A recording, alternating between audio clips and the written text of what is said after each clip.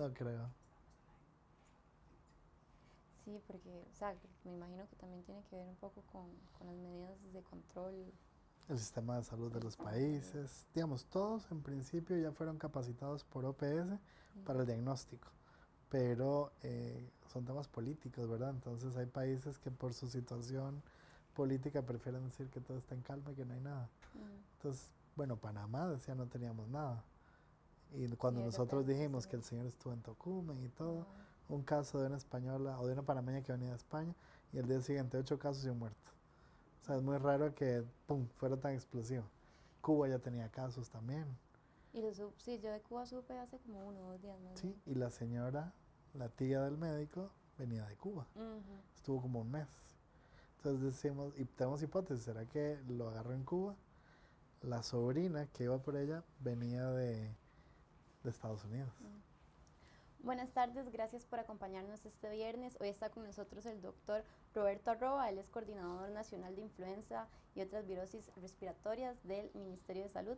Don Roberto, muchas gracias por acompañarnos. Con mucho gusto, gracias a ustedes por la invitación. Hoy intentaremos abordar a la medida de lo posible porque son muchísimas preguntas, ¿verdad? Pero las principales dudas sobre el tema que actualmente pues atañe a Costa Rica y a todo el mundo, que es el coronavirus. Primero, don Roberto, queríamos empezar por lo más básico. ¿Cuáles son los síntomas que presentan las personas infectadas de este virus? Sí, básicamente es una enfermedad respiratoria y lo que van a presentar es fiebre y pueden tener otros síntomas como tos, como dolor de cuerpo, dolor de garganta. Pero más que la sintomatología, que es muy importante para sospechar, nosotros estamos viendo el tema de el nexo epidemiológico. Es decir, tener tos y tener fiebre no quiere decir que yo tengo la enfermedad, no tengo el COVID-19. Es importante ver si usted, previo al inicio de síntomas, tiene una historia de viaje en los últimos 14 días en algún país que tiene transmisión activa de la enfermedad o que usted haya estado en contacto directo con un caso positivo, con un caso confirmado. Eso es lo que nosotros manejamos como definición de caso sospechoso. Algunas personas, y se ha publicado, digamos, en diferentes plataformas digitales, algunos de los síntomas, entonces dicen, por ejemplo, si no hay secreción nasal, puede que sea coronavirus, si hay secreción, pues no, ¿verdad? Como que están descartando por el tema de los síntomas, pero también el ministerio ha dicho varias veces, ¿verdad?, que los síntomas podrían ser distintos de acuerdo a las personas. ¿Cómo funciona esto? Y también si funciona igual entre adultos y niños. Sí, vamos a decir una cosa muy importante. La sintomatología es muy inespecífica. Yo no sé si tengo COVID-19, si tengo influenza, si tengo rinovirus, si tengo adenovirus, si tengo un catarro o una gripe común, Mm. porque todos se manifiestan igual. Es decir, yo no tengo un síntoma específico para poder descartar o para poder confirmar que es COVID-19. Entonces es muy difícil, no hay nada que nos pueda decir esto. La única forma de saber qué enfermedad tengo yo es por laboratorio. En los niños y en los adultos se manifiesta exactamente igual. Un cuadro respiratorio, puede haber fiebre, puede haber dolor de garganta, puede haber malestar general, puede haber dolor muscular, ¿verdad? Son muy inespecíficos. Todos los virus nos pueden dar un comportamiento similar. Incluso puede haber hasta diarrea, porque estos virus respiratorios pueden también afectarnos el sistema gastrointestinal y podríamos tener diarrea. ¿Y cuál es esa señal, don Roberto, en el que uno dice, ok, es el momento de ir al hospital a que me atiendan o a hacerme la prueba? La señal es si usted estuvo de viaje o si Ok. usted estuvo en contacto. Es lo único para nosotros poder sospechar con seguridad que la persona podría estar un caso sospechoso. Si no, lo más probable es, digamos, si descartamos todas estas opciones, lo más probable es que usted tenga una gripe común y no vaya a meritar ni siquiera ir a consultar a emergencias, por ejemplo. ¿Y cuáles son las medidas más efectivas para disminuir el riesgo de contagio, verdad? Y sobre todo también hablamos mucho de cuando andamos en la calle, ¿verdad? En las áreas de trabajo, pero también entre familias y entre parejas. Sí, lo más importante es el tema de la higiene, el Ujú. lavado de manos correcto. Nosotros recomendamos que una persona dure 25 o 40 segundos más o menos lavándose las manos. Y es muy importante lavarnos toda la superficie de la mano. La palma de la mano, el dorso de la mano, todos los dedos, ¿verdad? Las uñas. Y esto es lo que nos va a asegurar un correcto lavado de manos. En los niños, nosotros lo que proponemos es que canten el cumpleaños feliz Mm. un par de veces, que duren unos 40 segundos pero con la técnica esta que recomendamos. También es muy importante el tema del estornudo y el tema de la tos. Entonces también es muy importante que la gente tenga la deferencia para las otras personas de por lo menos usar la técnica adecuada para estornudar y para toser. Con eso nosotros estaríamos disminuyendo la probabilidad de que este virus se contagie.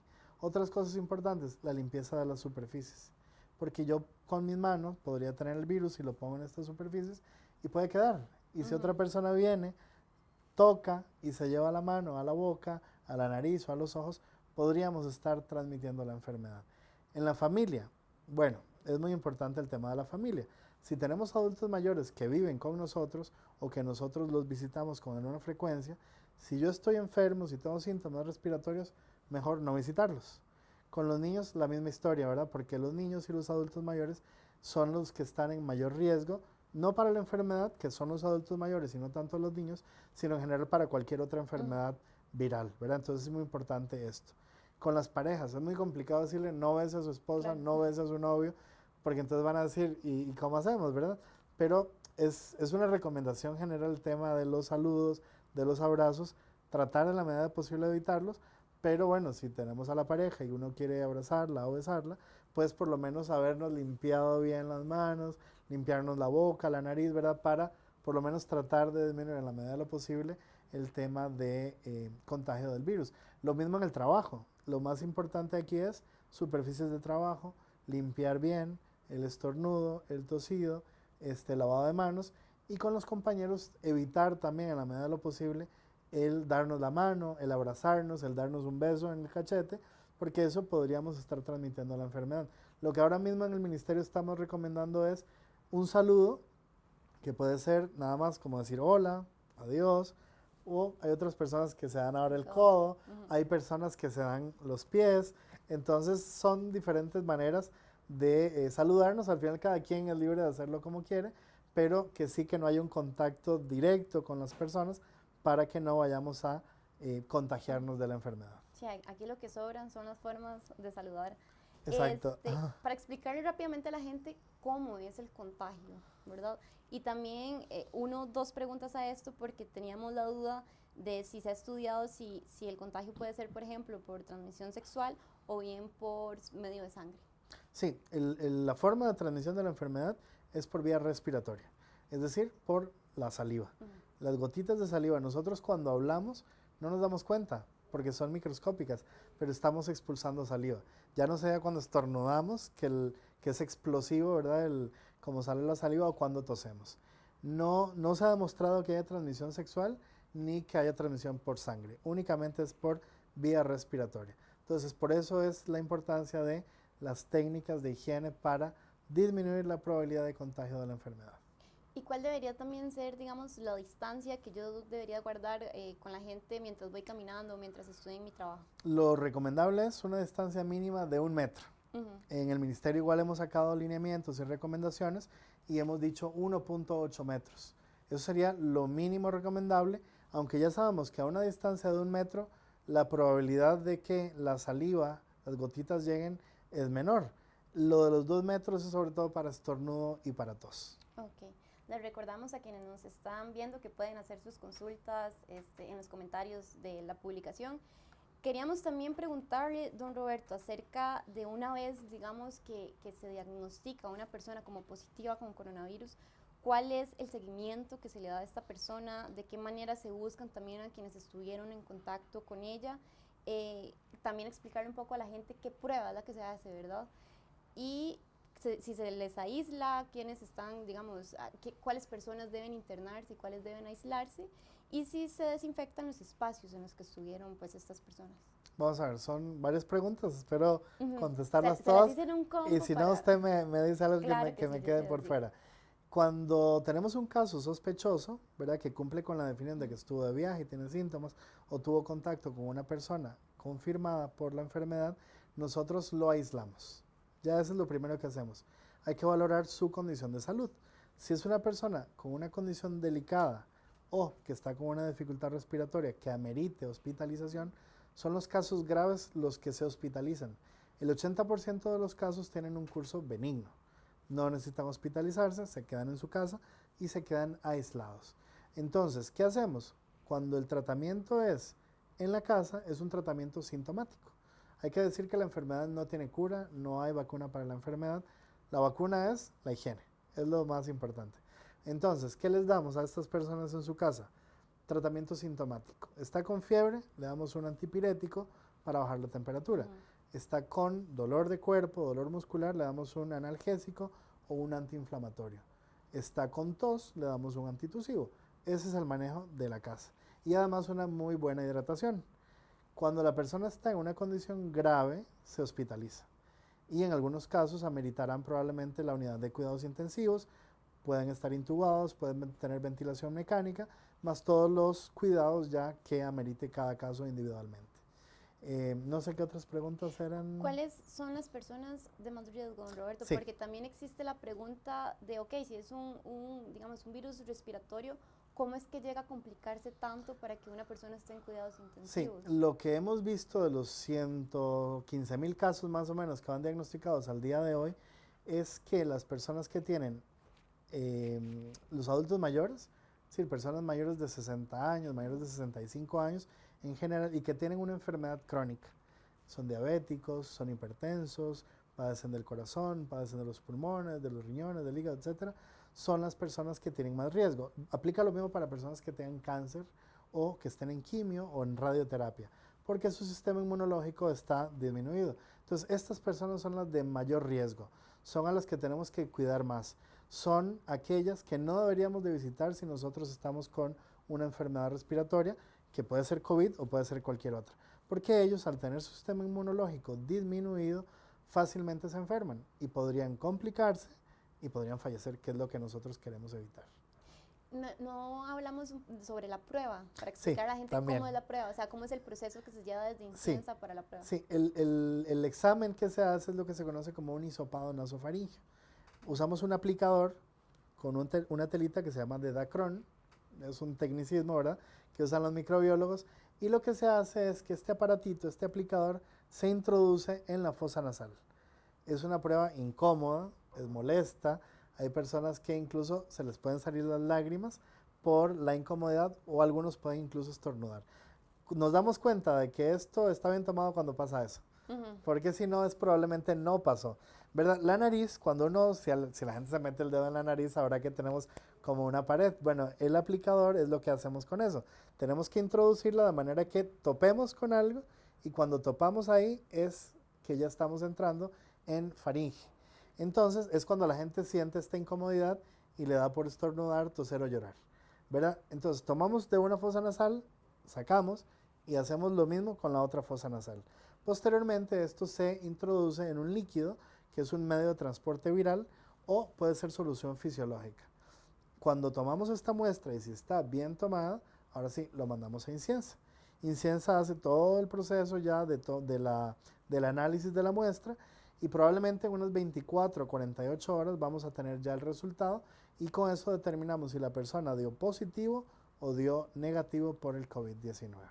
¿Y cómo se le informa, digamos, a esta persona? ¿Cuál es el proceso de información a ella y también a sus personas? Bueno, INCIENSA nos envía todos los resultados al Ministerio de Salud y nosotros, Ministerio de Salud, informamos a los niveles locales, si la persona vive en Alajuela, si vive en San Pedro, si vive en Curridabat, y entonces el área local del Ministerio de Salud contacta a esta persona y le indica, mire, dio positivo, quédese en su casita, va a estar los próximos 14 días, o bien dio negativo, ¿verdad? Si dio negativo no quiere decir que no vaya a desarrollar la enfermedad. Entonces, si en estos casos aún así los dejamos los 14 días aislados en la casa. Otra cosa importante que no mencionamos, la prueba se hace hasta que la persona está sintomática. Si yo fui contacto de una persona que tiene la enfermedad, pero yo no tengo síntomas respiratorios, me aíslan, me mandan a la casa porque soy un contacto, pero no me toman la prueba, porque hemos visto que en los casos en que la persona es asintomática, la carga viral es muy baja todavía y cuando hacemos el examen nos va a dar negativo. Puede ser un falso negativo. Eso quiere decir que yo estoy incubando la enfermedad, pero que más adelante me va a dar positivo. Entonces no queremos jugarnos el chance, por eso es hasta que usted empiece con tos, que tenga fiebre, que esté con malestar general, hasta entonces tomamos la prueba. Eso nos garantiza en un porcentaje muy grande no tener falsos negativos ni falsos positivos. Lo que nos da la prueba es cierto, Y tenemos además, la enfermedad. y además no desperdiciar Y las además pruebas que no, son no contadas. desperdiciar reactivos, exacto, que no tenemos la cantidad, digamos, tan grande como para... Porque eso nos dicen, ¿y por qué no le hacen las pruebas a todo el mundo? Es lo que conocemos popularmente, gastar pólvora en sopilotes. Claro. Es decir, no vamos a estar gastando el montón de pruebas, algunas vamos a pegar, ciertamente, pero muchas no. Entonces, a no estar claros que tiene síntomas, no hacemos pruebas. ¿Con cuántas pruebas contamos hasta el momento? Bueno, lo que tenemos es unas 3.000 pruebas que tienen ciencia. Ujú. La buena noticia es que probablemente entre el día de hoy y el día lunes de la próxima semana, el Ministerio de Salud va a dar unos permisos sanitarios para pruebas rápidas de diagnóstico que va a ser el Hospital San Juan de Dios, Ujú. el Hospital México y el Hospital Nacional de Niños en la Seguridad Social.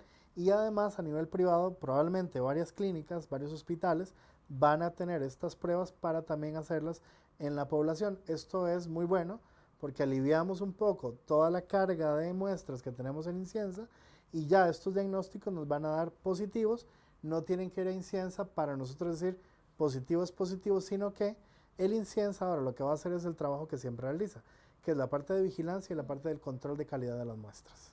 Ok. Don Roberto, ¿qué responsabilidad civil podría tener, digamos, una persona que dé positivo a coronavirus, pero no acate las medidas del Ministerio de Salud o no informe, por ejemplo, a su superior en el trabajo y continúe pues, yendo a los espacios, no acate el confinamiento? Eso es muy importante lo que Ujú. usted pregunta.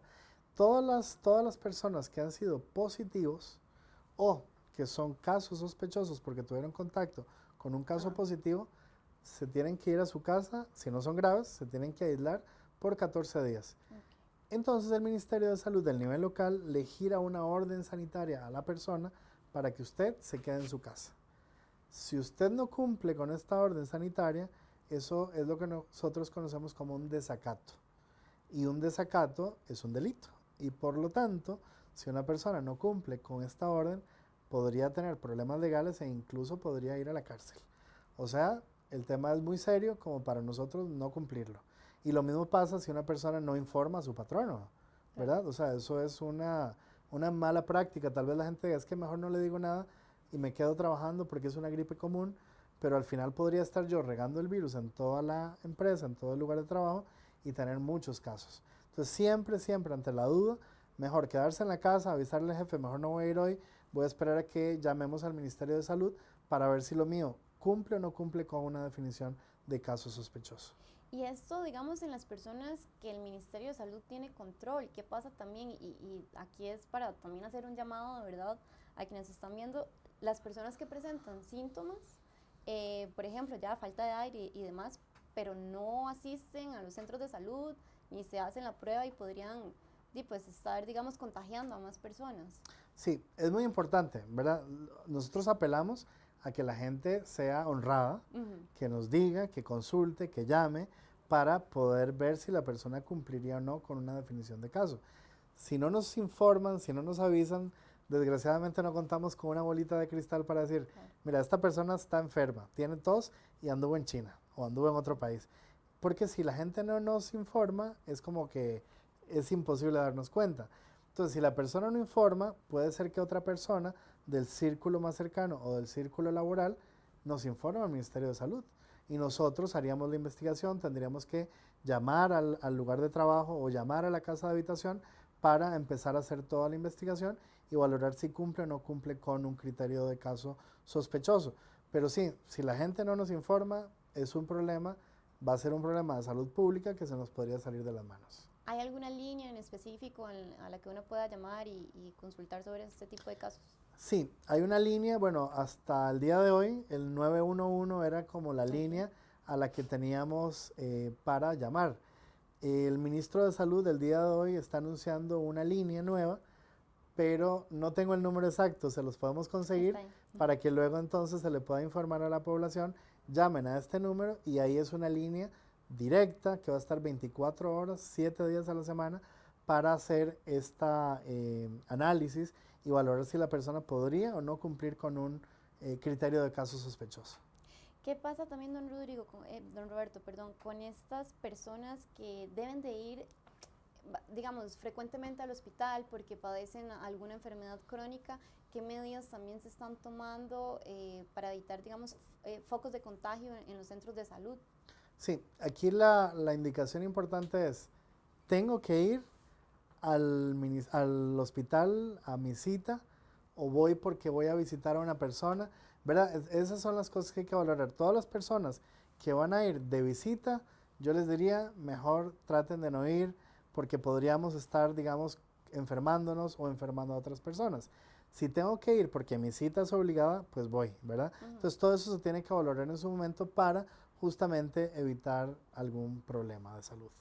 Nos informan que la línea a la que se puede llamar al Ministerio de Salud es la 1322. Don Roberto, nos hacen la pregunta que dónde están los casos confirmados en este momento, si están aislados en hospitales o en sus propias casas. Bueno, al día de hoy, de los 26 casos que ya se confirmaron, 24 están en sus casas, porque son casos leves. Tenemos 2 casos internados, el caso del médico que ya conocemos, que está en la unidad de cuidados intensivos, y la tía de este médico también que está en otro hospital nacional, no está en condición grave, pero por la edad que tiene, por las enfermedades que tiene, es mejor que sea valorada en un hospital. El resto de personas están en una condición buena de salud, no ameritaron internamiento. Y tenemos, perdón, en 4 provincias son los casos, en Guanacaste, San José, Alajuela, Heredia, Bonavista y Cartago. Hoy se unió Entonces ya Cartago. serían 5 las provincias que tenemos casos de COVID-19 en el país. Sí, don Daniel Salas acaba de informar que se unió Cartago a la lista de personas con COVID positivo. Hablemos también de las personas asintomáticas, porque escuchábamos, por ejemplo, el caso del esposo de la estadounidense que salió positivo, pero él no ha presentado síntomas hasta el momento. ¿En algún momento podrá desarrollar síntomas? Digamos, ¿qué pasa cuando pues ya yo cuento con el virus, pero no desarrollo, ¿verdad? Los síntomas necesarios? ¿Qué pasa en estos casos? Bueno, eso tiene mucho que ver con la condición de cada persona. Si es una persona joven, si es una persona adulta mayor, si es una persona con una enfermedad crónica, si es una persona inmunosuprimida, si estoy tomando algún tratamiento como esteroides, por ejemplo, que me van a suprimir mi sistema inmunológico. Son muchos los factores. La gran mayoría van a desarrollar una gripe leve. Un porcentaje pequeñito van a producir neumonías. Y uno más pequeñito va a requerir, digamos, ya cuidados más especializados y por eso se intuban, por eso están con ventilación mecánica. Pero la gran mayoría de las personas, digamos, tienen una gripe leve. En el caso del señor estadounidense, pudiera ser que su condición inmunológica sea tan buena que no haya desarrollado la enfermedad. Eso pasa, muchas veces tenemos enfermedades que son subclínicas. Tenemos la enfermedad, no desarrollamos síntomas, pero aún así podríamos estar transmitiendo la enfermedad en un porcentaje pequeño. Por eso es que el señor está aislado junto con su esposa hasta que cumplan los 14 días, que ya por definición la persona estaría curada. Eso le iba a preguntar, digamos, ¿cuánto dura el virus dentro de una persona? Si bien él no presenta síntomas, pues aún lo mantiene, ¿verdad? ¿Cuánto dura la enfermedad así en sí y si uno se puede volver a contagiar del COVID? El periodo de incubación es el periodo en que una persona, digamos, duraría en enfermarse y estar enfermo, es de 14 días. Entre 1 y 14 días es el tiempo que yo duraría en enfermarme. Pero además es el tiempo que tenemos ya establecido para que una persona que no es grave, que es un caso ambulatorio, que está en su casa, son 14 días el tiempo que estamos dando. Después de 14 días, la persona ya estaría curada. En el caso de las personas que tienen una condición más delicada o que están graves y que están internados en un hospital, el tiempo que estamos dando son 3 semanas. Después de 3 semanas, si la persona ya está bien, estaría en condiciones de darle de alta. Y la otra pregunta me dijo lo de... que si uno se puede volver a contagiar, sí, digamos, correcto. Ya una vez de que pasó toda esta etapa, digamos, de curación, de tratamiento, si uno puede volver a Estas enfermedades son enfermedades virales. Los virus, lamentablemente para nosotros, nos pueden volver a enfermar. Entonces, si yo me curé y tuve la mala suerte de estar en contacto con otra persona que tenía la enfermedad, me puedo enfermar, ¿verdad? Pasa lo mismo con la gripe, por eso tenemos gripes en varias partes del año, en varios periodos del año, podemos tener gripe en enero, otra en marzo y otra en diciembre, digamos. Entonces, eso pasa lo mismo con el COVID-19. Puedo enfermarme ahora, pero si estoy en contacto con otra persona con la enfermedad, me puedo volver a enfermar. Ok. Se habla también mucho, bueno, del periodo de incubación, que ya se nos dijo 14 días, pero la gente se pregunta, digamos, me contagio, ¿verdad? no es que voy a presentar síntomas al otro día. ¿Cuánto puede durar también esos 14 días Sí, presentando síntomas? ese es el tiempo que ya tenemos establecido, son 14 días. Tenemos el caso de una persona que estuvo en contacto con un caso confirmado y a los 2 días ya tenía sintomatología, le tomamos muestra y dio positivo. El caso del señor estadounidense, han pasado todos estos días y no tiene sintomatología. Entonces va a depender otra vez de cada persona, de su sistema inmune, de su condición de fondo, etcétera. No es lo mismo para todos. Hablamos, por ejemplo, del contagio al hablar, al estornudar, al toser, pero también el ministerio ha hecho mucho énfasis en la limpieza de las superficies. ¿Cómo es que el virus sobrevive, digamos, en las superficies? ¿Cuáles son las superficies que están más propensas, digamos, a mantener el virus por mucho más tiempo y cuánto más o menos dura? En realidad cualquier superficie, digamos, el virus puede sobrevivir. Okay. En las superficies que están húmedas puede sobrevivir un poquito más, pero no mucho más. Y lo que normalmente puede vivir un virus es un par de horas, 3 horas mucho, dependiendo de las condiciones en las que esté el virus. ¿Qué es lo que se recomienda? Limpiar las superficies constantemente. En el caso de nosotros, que estamos en un set, que ahorita estamos nosotros, pero que después vienen otras personas, es recomendable hacer una limpieza, no tan profunda, pero por lo menos pasar un trapito para limpiar, ¿verdad? Las superficies de mesas, ahí sí recomendamos un trapito con algún desinfectante para limpiarlo, porque hemos visto eso, ¿verdad? Que las manos las ponemos por todo lado y ahí es donde está el virus. Entonces es lo que hay que tener cuidado. ¿Cuál es la madurez, don Roberto, de la enfermedad en este momento? ¿Hay posibilidades de que el virus mute en alguna, digamos, fase más fuerte? La respuesta no la tenemos. Eso nos lo dirá el tiempo, ¿verdad? Porque apenas llevamos 3 meses, es una enfermedad recién nacida, no existía, es nueva. Entonces estamos estudiándola, estamos viendo cómo se comporta. Bueno, ya vimos que en China es, digamos, la mayor cantidad de casos han estado en China, ya hay 80,000, casi 81,000 casos. Hemos visto en los últimos días que en China está empezando a disminuir la transmisión de la enfermedad. Ya es más lento el tema de la transmisión. Entonces tenemos que esperar, ¿verdad? Probablemente unos 2, 3 meses más ya podemos tener un panorama un poquitito más amplio. Esa era una de las dudas que personalmente tenía, si había algún tipo como de curva, digamos, en el nivel de contagio. Por ejemplo, si el doctor contagió, digamos, a su tía, si hay disminución entre los contagios y la tía contagió a otra persona, si hay disminución, digamos, en esa cadena de contagio. Bueno, es un tema importante otra vez, el sistema inmunológico. Okay. ¿Qué tan bien está mi sistema como para que yo lo elimine y no me enferme? ¿O qué tan mal está mi sistema inmunológico como para yo decir, estoy tan mal que puedo tener la enfermedad más tiempo? Depende de la carga viral de la enfermedad. Digamos, yo estoy aquí hablando a la par suya. Si yo estornudo, si yo toso, ¿cuánto virus estoy yo, digamos, tirando? Okay. No es lo mismo hablar que estornudar, que toser, la cantidad de virus que yo esté, digamos, diseminando. Entonces, todas estas cosas van a variar para que una persona transmita más o transmita menos. En el caso del médico en particular, tuvo contacto con 165 personas. Entonces, claro, de esas 165, de los 26 que tenemos, 17 tuvieron contacto directo o indirecto con el médico. Entonces, él ha sido como el foco principal. Si él, y porque además tiene una condición inmunológica, él es diabético, su sistema inmune está disminuido y esto hace que él tenga una carga viral mucho mayor que una persona que está sana, porque su sistema inmunológico permitiría tener una carga viral mucho más baja y ser menos contagioso. Don Roberto, también se ha hablado mucho de este tema, bueno, El Salvador cierra fronteras, ¿verdad? Los diputados solicitan que se cierren las escuelas. En este momento, para explicarle un poco a la gente, porque es que el gobierno no ha tomado, digamos, medidas tan serias. Y también quería hacer la pregunta si es suficiente con los 26 casos que ya tenemos, la alerta amarilla que decretó el país. Vamos a ver, el tema del cierre de fronteras, de cierre de aeropuertos, de que no vengan vuelos de otros continentes, no es una medida técnicamente razonable. ¿Por qué? Porque el virus ya está en el país.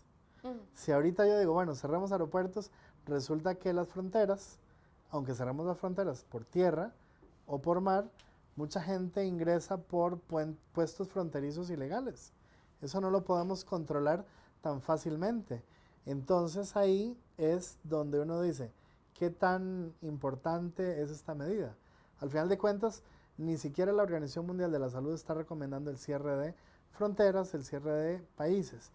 Resulta que el presidente de Brasil salió positivo por coronavirus. Estuvo en contacto muy directo con el señor Trump. ¿Será que el señor Trump va a enfermarse? Ahora dicen que es negativo también, como que Bueno, no se sabe a ciencia cierta. exacto, habrá que esperar. Entonces son medidas que pueden ser un poco drásticas, como usted menciona, pero no necesariamente vayan a ser importantes, vayan a tener un impacto tan grande como para decir, no va a circular más el virus. El tema de las escuelas, todo el mundo dice, todos los países están cerrando escuelas y nosotros no. Vamos otra vez. Se cerraría una escuela si y solo si hay un caso confirmado o un caso sospechoso que ha estado en la escuela. Y es lo que ha pasado en los 3 centros que se han cerrado en el MEP. 2 profesores, que además son esposos, uno da clases en un colegio, la señora da clases en una escuela, los 2 niños están positivos por la enfermedad. Esos son los que se cerraron, porque el virus puede estar circulando y entonces ahí sí tendríamos una diseminación muy grande. Si nosotros no tenemos un lugar en donde haya contacto directo con un caso confirmado, no tendría tanto sentido. Y la otra pregunta que hay que hacerse, estos niños que están dejando de asistir a clases, ¿cuándo van a recuperar sus lecciones? O también, si estos niños se quedan en casa, ¿quién va a cuidarlos si los 2 papás trabajan? ¿Los abuelitos los podrán cuidar? A veces sí, a veces no. Otra pregunta, muchos de estos niños tienen su alimentación en las escuelas. Si se quedan en su casa, probablemente no tengan cómo alimentarse. Entonces tenemos que ir viendo día a día cada caso en particular y es lo que estamos haciendo en conjunto con el MEP. Si hay una persona que pudiera decir que es sospechoso, se hace el análisis, se hace la entrevista, se ve el aspecto epidemiológico y con toda esta información decimos, sí, hay que cerrar las escuelas o no. Pasa con el tema del agua. Cuando hay desabastecimiento de agua, por ejemplo en Atillo, estas escuelas están cerradas. Entonces todo esto se valora día a día y con base en evidencia, digamos, de por qué se tendría que cerrar una escuela. Don Roberto, ¿podríamos esperar, digamos, en un contexto como el tico que realmente, pues obviamente nos atacó el COVID un poco más tarde que a países como Italia, ¿verdad? Pero podríamos esperar un comportamiento como el de Wuhan, que a las 3 semanas pues pareciera que va disminuyendo un poco el tema de contagio. El tema aquí es también que los casos, estos 26 casos, prácticamente todos han sido importados o han tenido contacto con un caso importado. Al día de hoy no podemos decir que tenemos una transmisión activa comunitaria. Okay. Eso nos da una cierta tranquilidad dentro de todo lo que cabe, porque si podemos controlar estos focos y no hay transmisión activa, es probable que nos pase como Wuhan y no que nos pase lo de Italia, que en este momento hay 15,000 personas enfermas, con más de 300 muertos, con los servicios de salud colapsados. Eso es justo lo que nosotros queremos evitar y por eso estamos tomando estas medidas drásticas de suspender conciertos, cerrar lugares, digamos, con espectáculos masivos, cerrar estadios de fútbol y que los partidos sean solamente a puerta cerrada. Y entonces nos dicen ahora sí, ¿y por qué no cierran escuelas? Bueno, ya expliqué, no cerramos escuelas porque si no hay un caso, no es algo que estemos en este momento pensando. Claro, y ahí la responsabilidad también de los padres, ¿verdad?, de reportar pues cualquier caso que posiblemente o crean que está sospechoso. Nos preguntan que de qué caso de Cartago es la persona infectada con COVID que informó el ministro. Por un tema, digamos, ético, nosotros no podemos decir en qué lugar o quién es. Nosotros informamos nada más que es Cartago. No tengo en este momento el dato del cantón, porque cantones sí que hemos informado de dónde han estado los casos, ¿verdad?, del país. Ha habido casos en Desamparados, ha habido casos en, bueno, no recuerdo en realidad ahorita todos los cantones, me acuerdo de Desamparados porque ahí están estas escuelas que hemos dicho y ahí viven los profesores, pero el de Cartago en su momento vamos a decir en qué cantón es, ¿verdad? Pero nos ha pasado de personas que en algún momento se dijo, es un caso sospechoso, y les han llegado a apedrear la casa, ¿verdad? Entonces hemos ya pasado una barrera del respeto, o sea, incluso de xenofobia. Cuando venían personas de China, decían, estos tienen coronavirus. Entonces es un tema muy delicado y nosotros, por un tema de ética y además de protección a la población, no podemos decir, no, es que es la casa de ella donde hay un coronavirus, porque imagínense, van a llegar todo el mundo pensando en que si yo apedreo a esta gente, el virus se va a ir y no se va a ir con piedras. Sí, lastimosamente se han llegado a esas medidas. Finalmente, don Roberto, para también hacerle un llamado a quienes nos están viendo, ¿por qué seguir las medidas al pie de la letra también que da el Ministerio de Salud y que las ha dado durante toda esta semana diariamente? Y la seguiremos dando, Y las además. seguirán dando. El tema es que si nosotros seguimos esto al pie de la letra, vamos a evitar tener una transmisión activa comunitaria, vamos a poder controlar estos foquitos que tenemos de la enfermedad y eso nos asegurará no tener que tomar medidas tan drásticas como las que tomó Italia, de cerrar escuelas, bueno, de tener el país completo en cuarentena. No queremos llegar a tener 15,000 casos porque ciertamente el sistema de salud del país colapsaría. Tendríamos que estar solo atendiendo a estas personas. ¿Y qué pasa con el resto de personas? Cirugías, partos, personas que tienen cáncer, etcétera. Ahora entonces, el llamado a la población es muy importante para que pongan de su parte, porque ciertamente el Ministerio de Salud, la Caja están haciendo su mayor esfuerzo, pero si las personas no nos ayudan, no vamos a poder controlar la enfermedad. Nos preguntan que si hay algún periodo para bajar la alarma que decretó el país, cuándo podremos, digamos, seguir con la vida cotidiana, ¿verdad?, que teníamos hace una semana. Bueno, aquí el tema es, vamos día a día. Ujú. Vamos haciendo evaluaciones epidemiológicas todos los días, todas las semanas, y con base en esta información, con base en el comportamiento de la enfermedad, es que ahora mismo estamos en la fase 2 de la alerta amarilla. Pudiera ser que la próxima semana ya estemos en alerta verde, o esperemos que no, en un momento llegar a una fase y estar en alerta roja. ¿Ver? Entonces es muy difícil dar una respuesta porque no sabemos cómo va a seguir la enfermedad. Esperaríamos, siendo optimistas, que nos pase algo como en Wuhan, que después de un cierto tiempo todo pase y esté ya más o menos normal. La otra pregunta que nos han hecho, ¿será que este virus llegó para quedarse? La respuesta es difícil, pero podríamos decir que sí, que el virus llegó para quedarse, como los otros coronavirus que ya circulan en el país. El tema es, bueno, tendremos una vacuna, hay que esperarnos 1 o 2 años para ver esto, pero sí, que probablemente la enfermedad llegó para quedarse es la respuesta. Don Roberto, muchísimas gracias por acompañarnos hoy, muchísimas gracias también a todos ustedes quienes siguieron la transmisión en vivo, y no, esperar a que todos los chicos pues nos apuntemos, ¿verdad?, a tomar las medidas del Ministerio de Salud. Gracias. Con mucho gusto. Sí, lo importante aquí es que cada uno, ¿verdad?, tome conciencia. Que ponga de su parte, es que si no, de verdad la gente...